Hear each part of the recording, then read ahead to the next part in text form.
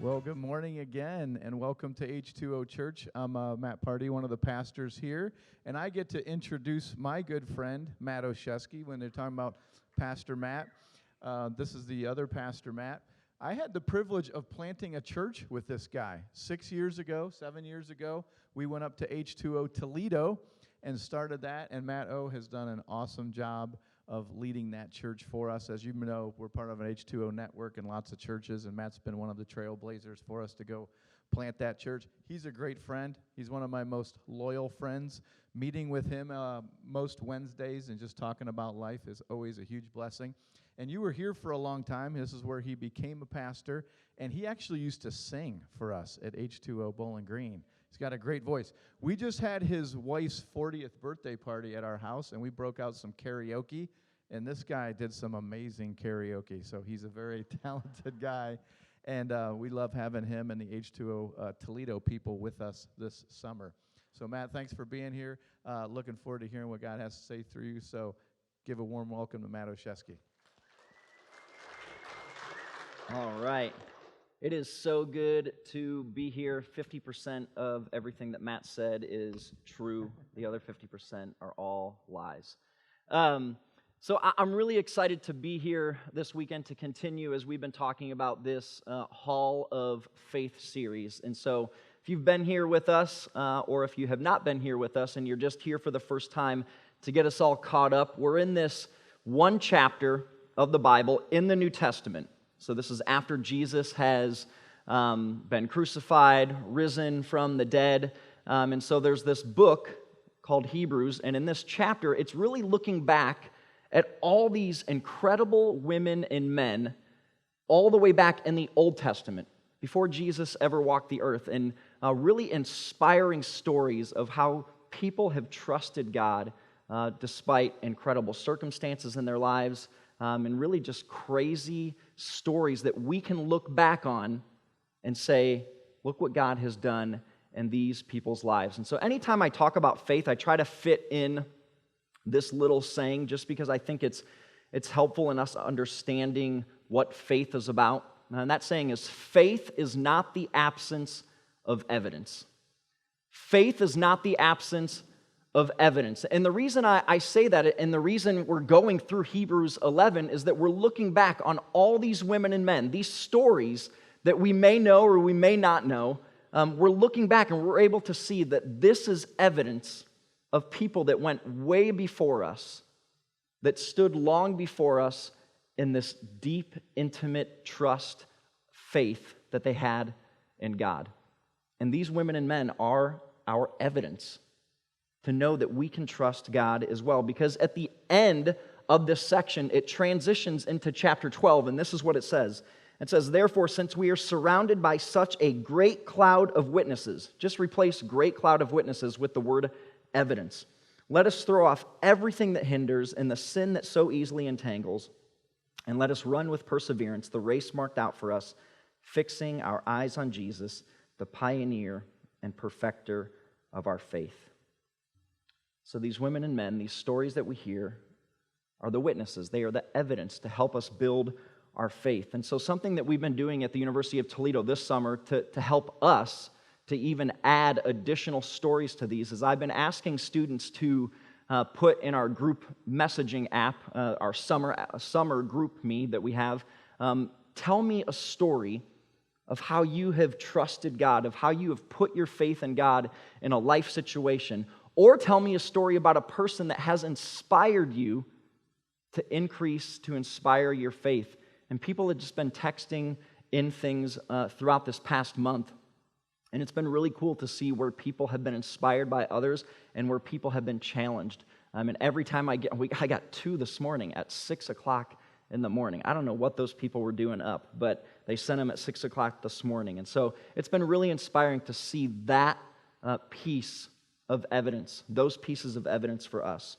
And so this week we're going to continue in Hebrews, and we're going to be looking at a man named Isaac. He's our next example of evidence. And here's what it says about Isaac in Hebrews 11. It says, by faith, Isaac blessed Jacob and Esau in regard to their future. That's it. That's all it says. Okay? That doesn't give us a whole lot, all right? So for readers back then, closest to when the book of Hebrews was written, they would understand this story. They would have a context of, oh yeah, I remember that story, and they would be inspired and challenged by this. Now for us today, I would assume that we have kind of a mixed crowd this morning. We have some of you that you don't really know that story. You don't know about Isaac, Jacob, and Esau and what's referring to that blessing. And so you're not really sure how to be inspired by this. And that's okay if you've never heard the story or you don't even remember it. Now, there's others of you that do remember the story. Maybe you've grown up in church and you've heard this story so many times, but you're thinking, wait, I do remember this story, and this story's really messed up. Like, there's not a whole lot of redeeming qualities about this story, but the author of Hebrews seems to identify it as a positive trait of faith, where Isaac trusted God. Well, we're going to have to get into this a little bit, and I'm just going to warn you right now, there's going to be a lot of storytelling, because I just think that's better than me reading the whole story of Isaac. So we're going to be kind of going back and forth of me telling the story, and then us actually reading different sections of Scripture. So if you like stories, you'll like this morning. So we need to just get behind the curtain of what this means. By faith, Isaac blessed Jacob and Esau in regard to their future. But we have to start where Brian left us off last week, where he talked about Abraham. Abraham was this man that God gave a promise. He made a covenant with Abraham, telling Abraham that you are going to be the father of future generations, that your descendants are going to be a great nation, and you're going to have so many descendants, they're going to be more than the sands on a seashore, more than the stars in the sky, and you're going to be a great, great nation. And that's what he promised Abraham. Now, Isaac is Abraham's son. And so this generational covenant, this promise, was passed down to Isaac. And it's very much Isaac's intention to pass this down to his family. And so that's what we have. And so we move forward into Genesis 25, where the story of Isaac's family really begins. So Isaac marries a woman named Rebekah, and they don't have any kids yet. They get married around 40, or at least when Isaac was 40. They don't have any kids, so Isaac prays, and lo and behold, Rebekah gets pregnant. And here's where we're going to pick up the story here. Just one simple verse. It says, the babies jostled each other within her. So that is babies in plural, twins, okay? And they're already fighting. That's what that means when they're jostling. They're already fighting in the womb. And Brian, last week, he mentioned how he really loves the authenticity of the Bible, that the Bible does not hide or leave out embarrassing stories. And I love that about the Bible too, but I love, sometimes in the Bible, you'll start reading stories, and I just love the human responses you get. Okay, so we just read that the babies jostled each other within her, and this is how Rebekah responds to this. She says, "Why is this happening to me?" Like, she is straight up annoyed. And for those of you women that have been pregnant and have had babies, you understand this question. Why is this happening? And sometimes I wonder, why is this happening is not really the right question. You understand why it's happening. The question really is, what is happening to me? I know I heard that from my wife multiple times when we had our first child. Just what is happening? What is going on inside of there? And so that's where Rebekah is at. So in her discomfort and in her pain, she decides she's going to go to God and ask, hey, what's the deal here? So it says, the Lord said to her, 2 nations are in your womb. So she goes to God and asks him, what's going on inside of me? And he gives a very strange response. 2 nations are in your womb. And we're going to find out this, we won't find this out later this morning, but later in the story that we're not going to read about, one of these babies represents the nation of Israel, and another baby, the other twin, is going to represent the nation of Edom, the Edomites. Okay, we're not going to really get into that, but these 2 twin babies are going to represent 2 different nations. And then God continues, and 2 peoples from within you will be separated. One people will be stronger than the other, and the older will serve the younger. Now, I need you to know how important that last section is, because in this time and in this culture, the older would never serve the younger. That's not how it went. The pattern was the older was the representative of the family. They had the power and the authority to get all the things that the father would pass on to them. And so this is what was expected that was going to happen between Isaac and his firstborn. That you were responsible for the family development and the future prosperity and the blessing after your father was gone. So imagine with me on how strange it would have been for Rebekah to hear this. This would have been completely out of left field. So unexpected that the older would serve the younger. Now then, imagine with me when Isaac gets home, which this really isn't part of the story, but I imagine that they had a conversation about this, right? They're a married couple. Rebekah gets a weird word from God. I am confident that they probably had a conversation about it. It's not recorded in the Bible, but I imagine Isaac gets home and he asks Rebekah, hey, how was your day, Rebekah? You know, because husbands don't have any more creative questions to ask other than how was your day? And so she's probably like, first of all, these kids are driving me crazy. They're fighting inside of me. And then second, I went to go ask God about that, and he told me that the older would serve the younger. That's weird, right? That's strange, right, Isaac? That's not how it's supposed to be. And I'm sure that Isaac probably had, I see that there's potential 3 responses that Isaac had in this moment. One, that was not God. You did not hear that. You're crazy. For those of you that want to get married or are married, do not say that to your wife. Another potential response could have been, that's never going to happen. That's just not how it works. And then the final response could have been, well, if God said so, then it must be. Well, we don't really know what kind of conversation they had, how that went down, because after it says Rebekah heard that from God, it just goes immediately into the birth of these babies. And so we have these twin boys that are born. We have Esau, who is the oldest, and we have Jacob, who is the youngest. And we won't get into the details of their birth, but you can go and read that. It is quite funny on how all that went down. But as they grow, it's very apparent that they're very different children. They're extremely different. Esau is a hunter. He just likes to be outdoors, likes to kill things and make food. And Jacob is more of a homebody. He just likes to stay at home, be close to his family. And it's within these differences that really makes up one of the biggest parenting mistakes that you can make as a parent. And Isaac and Rebekah did it. They had favorites. Esau was Isaac's favorite because he was the oldest. He seemed to be the rugged man going out and killing animals. And Jacob was just a homebody. And Rebekah really, really loved Jacob. And this favoritism caused issues as the kids grew. Esau and Jacob, they had a very contentious relationship. Just as they jostled and fought in the womb, they continued to do that as kids as they grew up. And it was all leading up to this moment that we're going to get to here in Genesis 27. And we're going to get to this moment where we're going to start to understand why the author of Hebrews said, by faith Isaac blessed Jacob and Esau in regard to their future. And again, this story is not clean. It's not pristine. It's messy. So what we have happening here is that Isaac has gotten older. He has gone blind, and he's not sure how much longer he has to live.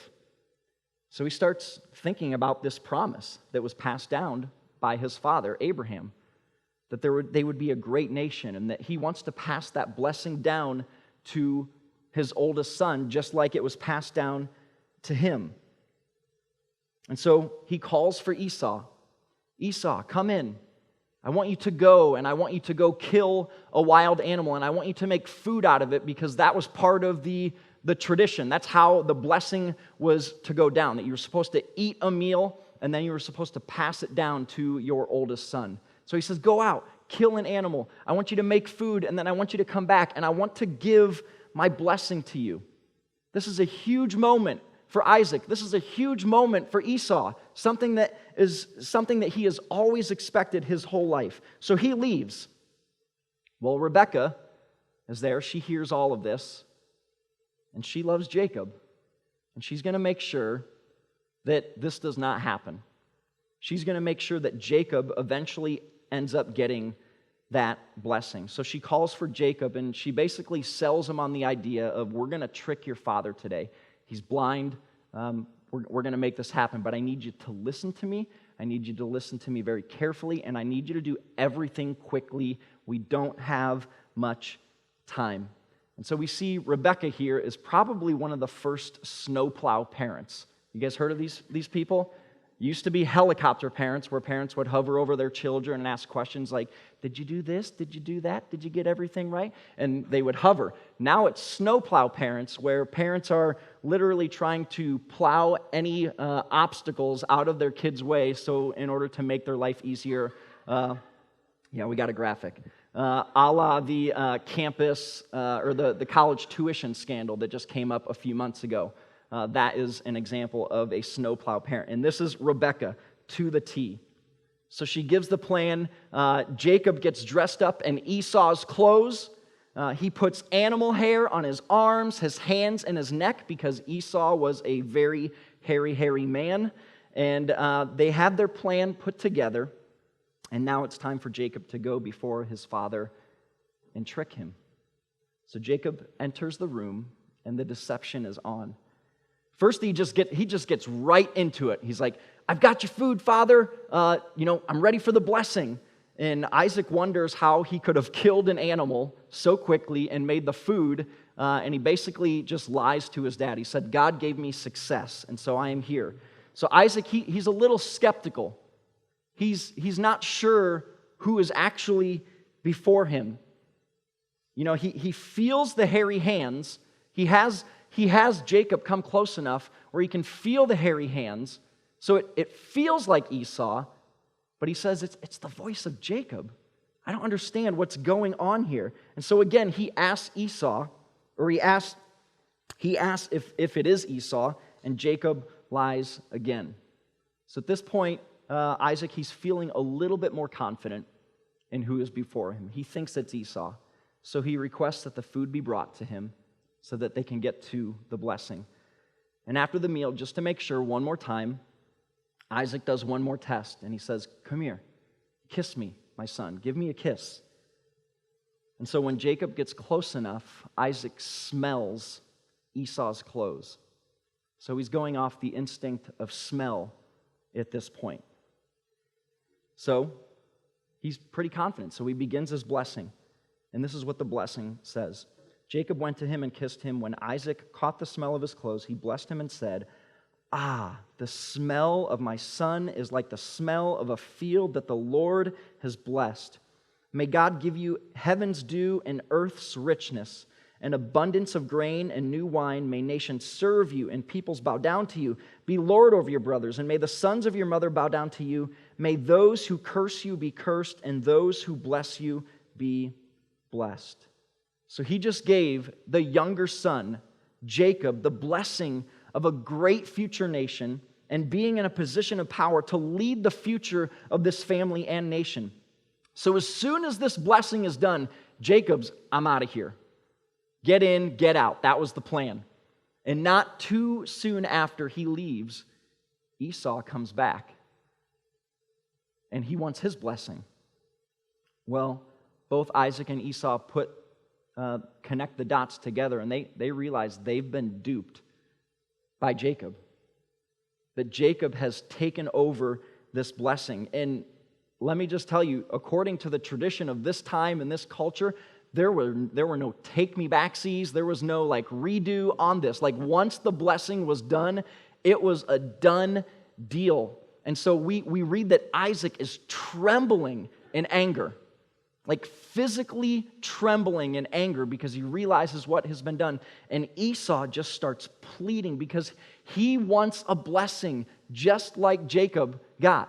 And so he starts begging his dad. And so Esau says to his father, "Do you have only one blessing, my father? Bless me too, my father." Then Esau wept aloud. And then his father Isaac answered him, "Your dwelling will be away from the earth's richness, away from the dew of heaven above. You will live by the sword, and you will serve your brother, but when you grow restless, you will throw his yoke from off your neck." And notice how different that blessing was. That doesn't seem like a blessing, right? Like, we interpret blessing as something of prosperity, something of you're going to have power and riches, and there's going to be good fortune for you in the future. That's not necessarily how they saw blessings back then. Sometimes blessings were just, here's what your future looks like. It was just saying, this is what life is going to be for you in the future. Jacob's was a positive, full of hope-filled blessing, while Esau's was just bleak. And so then the rest of chapter 27 ends with Esau declaring he will kill Jacob once his father dies. That's something you don't see too often in families.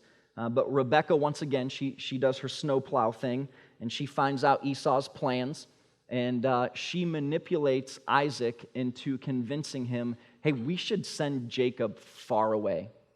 We should send him to another land. And that's how chapter 27 ends.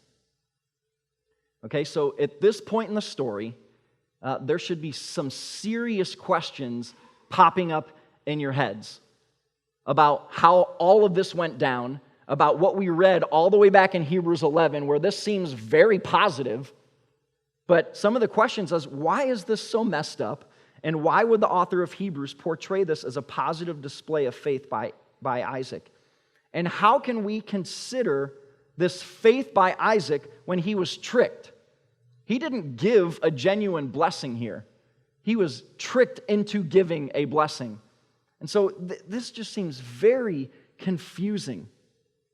Well, something changes in between chapters 27 and 28, and we're not exactly sure what happens, but Isaac has changed his mind about all of this. He has a reconsideration. And I think it's because he's considering back to the conversation that him and Rebekah probably had about what God said to Rebekah, saying that the older will serve the younger.